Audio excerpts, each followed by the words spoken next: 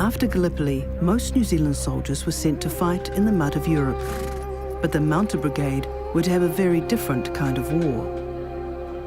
Reunited with their horses, they joined the British attack on Sinai, fighting to protect the Suez Canal from the soldiers of the Ottoman Empire.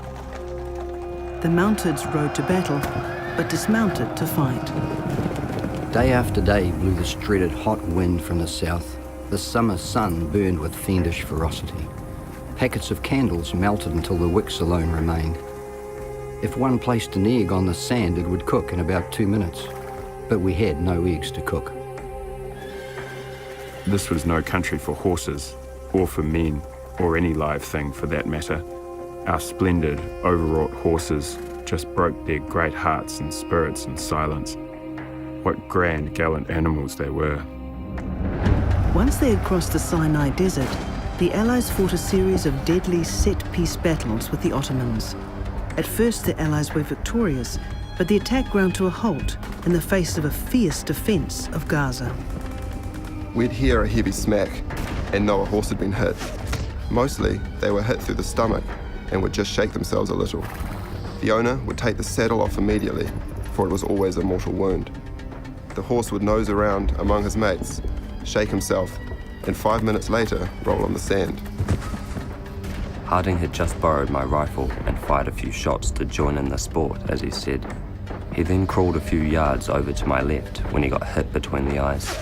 We dragged him back under cover, but he died soon after.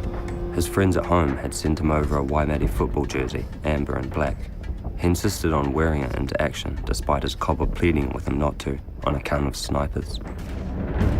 Dear Mum, long before this reaches you, I will have left this world forever. I do not want you to grieve for me, for it will not be long before we are all united in the land where there is no sickness or pain, and where there is no parting. I have no fear for the future, for I am merely giving back the life I owe. Love to all at home. Goodbye, your loving son, Lawrence. P.S. I leave everything to you. Later in 1917, the Allies, now under General Allenby, broke through into Palestine. In December, they captured Jerusalem, a Christmas present for the British people, as British Prime Minister Lloyd George put it.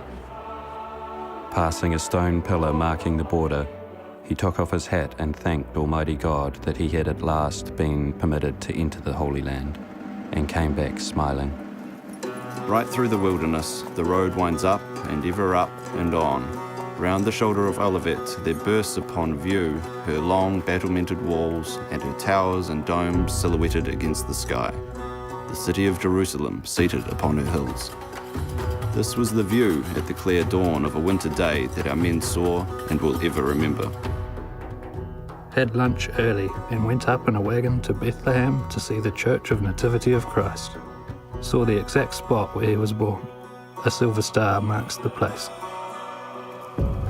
Places like Jericho were familiar to many from the Bible or Sunday school. But malaria-ridden, poverty-stricken Palestine was not as romantic as it sounded, and the soldiers, like their mates on the Western Front, were war-weary. To people accustomed to the ordinary malaria, the serious and dramatic nature of the malignant type was most alarming. The men attacked were suddenly prostrated in high fever, 105 degrees and 106 degrees Fahrenheit being frequently reported. They were often delirious and occasionally maniacal. Unless treated immediately and efficiently with quinine, the mortality was high. Thus fell modern Jericho, a degenerate city full of loathsome disease. Of all the cities of the East that our men had passed through, Jericho easily led the way as the filthiest and most evil-smelling of them all.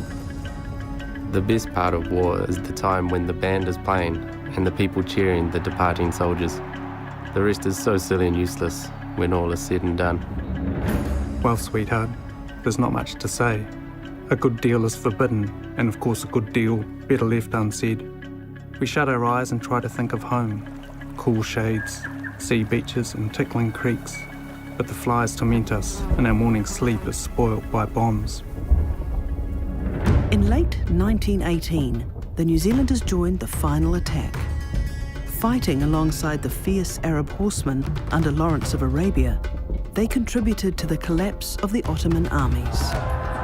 A more bloodthirsty lot you never saw. They hate the Turks, and God help any Turks they get hold of. I saw sights that I'm not going to write about here. Too horrible.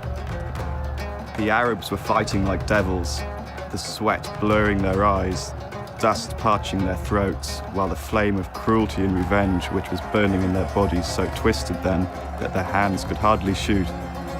By my order, we took no prisoners for the only time in our war.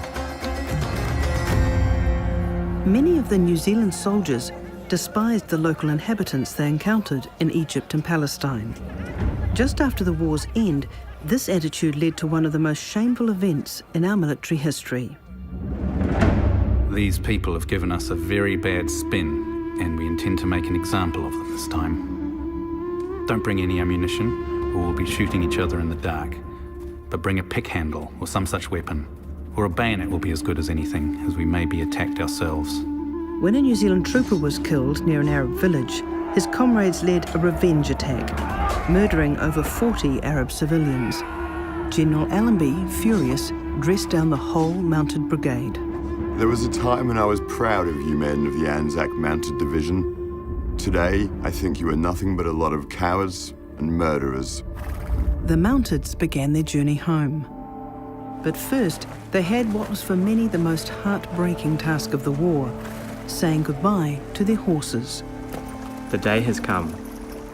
I lose my horse tonight at 12 midnight. He is the only thing in this land I am truly sorry to leave. My very best friend he has been. Or if they were not fit to be sold, shooting them. Each man had to hold 2 horses. It was the most sickening job I had during the war.